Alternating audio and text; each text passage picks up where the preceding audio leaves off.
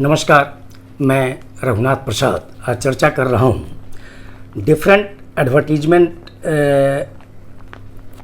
के मामले में जो डिफरेंट कमीशंस के द्वारा कैंडिडेट्स के कैटेगरी मिसमैच के मामले में किस तरह की कार्रवाई की जाती है। सबसे पहले मैं यूनियन पब्लिक सर्विस कमीशन के एग्जामिनेशन नोटिस संख्या 4/2021 जो सिविल सर्विसेज प्रिलिमिनरी एग्जाम के संबंध में है 24 मार्च 2021 को ये एडवर्टीजमेंट आया।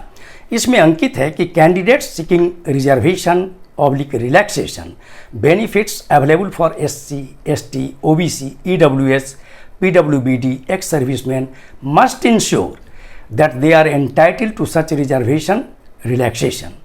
इसमें आगे अंकित है they should also be in possession of all the requisite certificate in the prescribed format. इसके बाद मैं चर्चा कर रहा हूँ बिहार पब्लिक सर्विस कमीशन के द्वारा BPSC क्लर्क के एडवर्टीजमेंट संख्या 4/2021 के संबंध में। इसमें अंकित है आरक्षित कोटि के उम्मीदवार अपनी जाति के अनुरूप आरक्षण कोड के संबंध में पूर्ण रूप से संतुष्ट होने के पश्चात ही आरक्षण कोटि का अंकन ऑनलाइन आवेदन के संबंधित कॉलम में करेंगे। ऑनलाइन आवेदन भरते समय उनके पास आरक्षण कोटि के अनुरूप सक्षम प्राधिकार से निर्गत प्रमाण पत्र उपलब्ध होना अनिवार्य होगा। किसी प्रकार की त्रुटि होने पर आरक्षण का दावा मान्य नहीं होगा।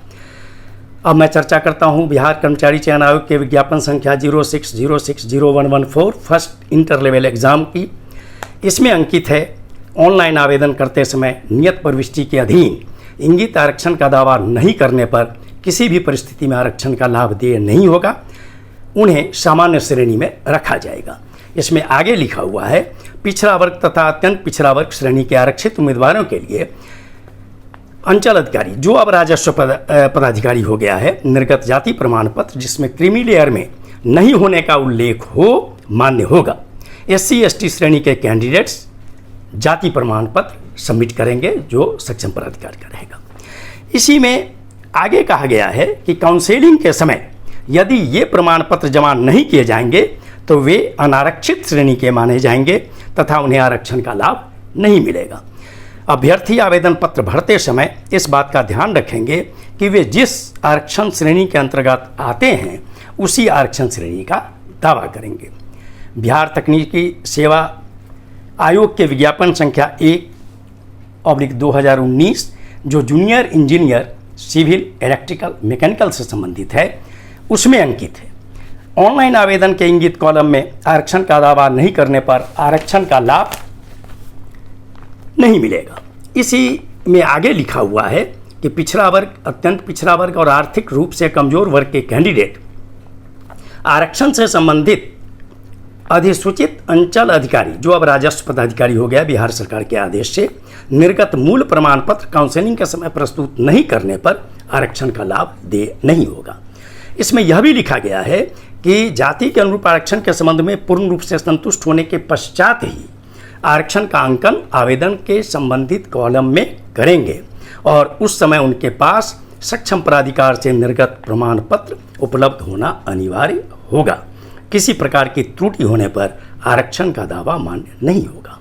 अब मैं चर्चा कर रहा हूं जो अभी एक रिजल्ट आया है 17 जून को Bihar police service subordinate service commission के विज्ञापन संख्या 1/2019 का। इसके विज्ञापन में लिखा हुआ है आरक्षण के संबंध में कि आवेदकों को अपनी श्रेणी का ही उल्लेख करना है। यदि आवेदक अपनी श्रेणी के स्थान पर किसी अन्य श्रेणी का उल्लेख करते हैं तो उनकी उम्मीदवारी रद्द कर दी जाएगी। यही ध्यान देने की बात है कि इस तरह का डिसीजन किसी भी अन्य कमीशंस के एडवर्टीजमेंट में नहीं है। अतः आवेदक पूर्णतः इसी में लिखा हुआ है कि अतः आवेदक पूर्णतः आश्वस्त हो लें कि वे किस वर्ग अथवा जाति में हैं। यह भी अंकित है कि अपनी जाति कोटि के संबंध में विस्तृत जानकारी प्राप्त करने हेतु बिहार सरकार द्वारा समय समय पर जारी अद्यतन आदेशों का अवश्य अध्ययन कर लें। ये वीडियो मैं इसलिए जारी कर रहा हूँ कि अभी जो 17 जून को रिजल्ट आया है उस रिजल्ट में मैंने देखा कि कैटेगरी मिसमैच के मामले में 9 मेल कैंडिडेट और 38 फीमेल कैंडिडेट की उम्मीदवारी डिस्क्वालीफाई हो गई है। मैं इस संबंध में कोई टिप्पणी नहीं करना चाहता या इसके पहले भी जो रिजल्ट हुए हैं उस पर भी मैं अपना कोई विचार प्रकट नहीं करना चाहूँगा। लेकिन मैं यह जरूर कहना चाहूँगा कि संघ लोक सेवा आयोग या किसी भी राज्य का लोक सेवा आयोग जो कि संविधान के द्वारा के प्रावधानों के अंतर्गत गठित है, इसलिए वही स्टैंडर्ड होना चाहिए। तो बिहार के लिए बिहार पब्लिक सर्विस कमीशन जो निर्णय लेता है, मैं समझता हूँ कि जो सबऑर्डिनेट सर्विस कमीशंस हैं जो सरकार के एक्ट के तहत स्थापित किए गए हैं, उन्हें भी उसी तरह के निर्णय को अपनाने का निर्णय लेना चाहिए। मैं अनुरोध करता हूँ बिहार पुलिस अवर सेवा आयोग से कि आगे जो भी एडवर्टीजमेंट आएँ उसके लिए एक बार ज़रूर आयोग में विचार किया जाए इस बिंदु पर कि जैसे बीपीएससी या बीएसएससी, बीटीएससी वगैरह जो कार्रवाई करते हैं, जहाँ तक मेरी जानकारी है, मैं जहाँ तक जानता हूँ कि अगर वो पेपर नहीं दे पाते हैं अपनी कैटेगरी का, तो उन्हें अनारक्षित श्रेणी, उन्हें आरक्षण का लाभ अपनी कोटि का नहीं मिलता, लेकिन उन्हें अनारक्षित श्रेणी में कंसीडर किया जाता है इस शर्त के साथ कि उन्होंने शुल्क अनारक्षित श्रेणी के कैंडिडेट की तरह जमा किया हो, उनकी आयु सीमा अनारक्षित श्रेणी के लिए क्वालिफाई करती हो और उन्होंने कट ऑफ भी अनारक्षित श्रेणी का प्राप्त किया हो।